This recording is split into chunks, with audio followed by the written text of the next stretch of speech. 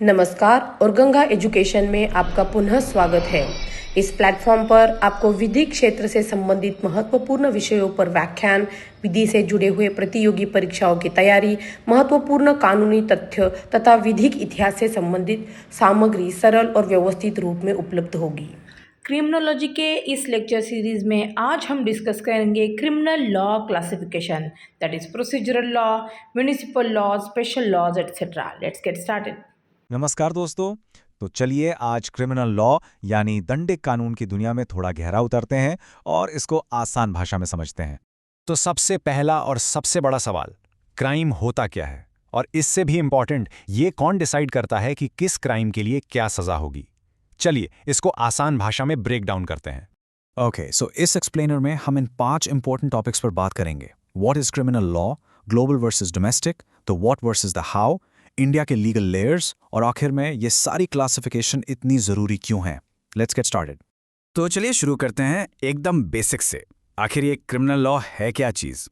अब देखिए, आप स्क्रीन पर इसकी टेक्निकल डेफिनेशन देख रहे हैं, पर अगर बिल्कुल सिंपल शब्दों में समझे ना, तो क्रिमिनल लॉ बस कानून का वो हिस्सा है जो डिफाइन करता है कि भाई कौन सा काम क्राइम माना जाएगा, और अगर कोई वो काम करता है तो उसकी सजा क्या होगी।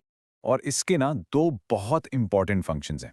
पहला, ये हम सब सिटीजन्स को गाइड करता है कि देखो ये काम नहीं करने हैं, ये प्रोहिबिटेड है। और दूसरा, ये स्टेट को यानी सरकार को सोशल कंट्रोल का एक टूल देता है ताकि सोसाइटी में शांति और व्यवस्था बनी रहे। So it's a two way street.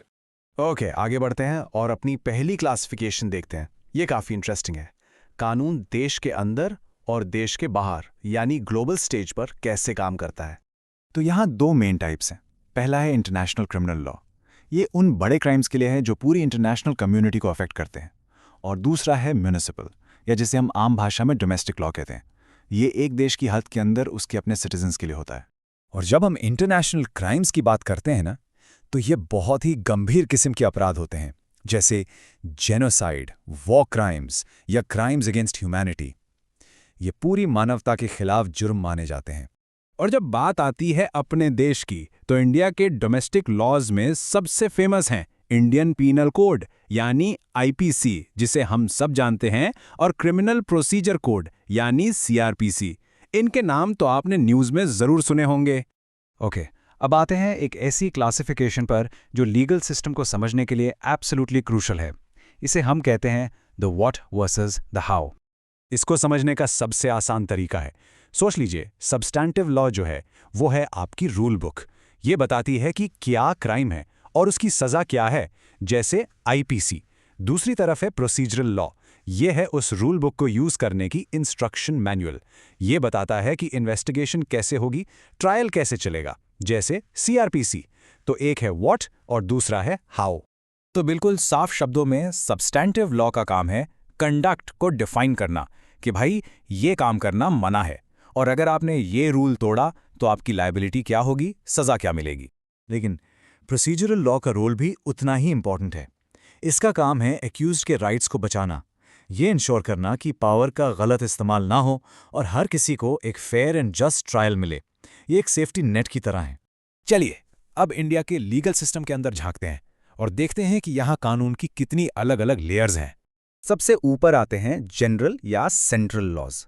ये वो कानून है जो सेंट्रल गवर्नमेंट बनाती है और जो पूरे इंडिया में अप्लाई होते हैं, बिल्कुल जनरल मेडिसिन की तरह जो सबके लिए है। इसका बेस्ट एग्जाम्पल है हमारा आईपीसी और सीपीसी। फिर आती है अगली लेयर, स्टेट लॉस। जैसा नाम से क्लियर है, ये स्टेट गवर्नमेंट्स बनाती हैं अपनी अपनी स्पेसिफिक प्रॉब्लम से डील करने के लिए। फॉर एग्जाम्पल महाराष्ट्र में एमसीओ के है या यूपी में गैंगस्टर्स एक्ट। ये उस स्टेट की ज़रूरत के हिसाब से हैं। और फिर आते हैं स्पेशल लॉज। देखिए, अगर जनरल लॉ जनरल मेडिसिन है, तो स्पेशल लॉ एक स्पेशलिस्ट डॉक्टर की प्रिस्क्रिप्शन की तरह है। ये किसी एक पर्टिकुलर सब्जेक्ट या किसी खास सोशल बुराई से लड़ने के लिए बनाए जाते हैं। और इस बात को फेमस ज्यूरिस्ट सैलमन ने क्या खूब कहा है। उनके मुताबिक ये कानून अपने नेचर में, अपने सोर्स में इतने स्पेशल और एक्सेप्शनल होते हैं कि वो आम कानून का हिस्सा हो ही नहीं सकते। They stand apart. और इसके एग्जाम्पल्स हम रोज देखते हैं, जैसे डाउरी प्रोहिबिशन एक्ट या जुवेनाइल जस्टिस एक्ट या फिर SC/ST prevention of atrocities act. ये सारे कानून किसी एक स्पेसिफिक सोशल प्रॉब्लम को अकेले टारगेट करते हैं। और आखिर में सबसे नीचे की लेयर है लोकल लॉज की। ये कानून इंडिया के किसी एक पर्टिकुलर हिस्से के लिए ही एप्लीकेबल होते हैं, वहाँ की रीजन स्पेसिफिक प्रॉब्लम्स को एड्रेस करने के लिए। आईपीसी के सेक्शन 42 में इसको डिफाइन किया गया है। और इनके एग्जाम्पल्स तो इनके नाम में ही छुपे हैं। आप देखिए, महाराष्ट्र का एक्ट हो, कर्नाटक का हो या केरला का, ये सब एक स्पेसिफिक एरिया में डेंजरस एक्टिविटीज़ जैसे स्लम लॉर्ड्स या बूटलेगर्स की हरकतों को रोकने के लिए बनाए गए हैं। बहुत ही स्पेसिफिक, बहुत ही लोकल। तो हमने इतने सारे टाइप्स, इतनी सारी लेयर्स देख लें। अब आपके मन में आ रहा होगा कि सो व्हाट, ये सब जानना ज़रूरी क्यों है? Why does all this classification matter? Well, the thing is, ये क्लासिफिकेशन सिर्फ किताबी बातें नहीं है। इनकी वजह से ही हमारा लीगल सिस्टम प्रिसाइजली काम करता है। हर प्रॉब्लम को उसके हिसाब से एड्रेस किया जाता है। सोचो, अगर हर चीज के लिए एक ही कानून होता तो कितनी गड़बड़ होती। ये लेयर्स इंश्योर करती हैं कि सबको न्याय मिले और एक कॉम्प्रिहेंसिव फ्रेमवर्क बना रहे जस्टिस के लिए। तो आप जाते जाते एक सवाल मैं आपके लिए छोड़ रहा हूं। जैसे जैसे हमारी इंडियन सोसाइटी इवॉल्व हो रही है, नई नई चैलेंजेस आ रहे हैं, तो आपको क्या लगता है आने वाले टाइम में ऐसी कौन सी नई सोशल प्रॉब्लम हो सकती है जिसके लिए हमें एक नए स्पेशल लॉ की जरूरत पड़ेगी? इस पर जरूर सोचिएगा। इस सत्र को देखने के लिए धन्यवाद। यदि यह व्याख्यान आपको उपयोगी लगा है तो कृपया लाइक, शेयर और गंगा एजुकेशन को सब्सक्राइब करें और आगे भी ऐसे महत्वपूर्ण विधि व्याख्यानों के लिए जुड़े रहें।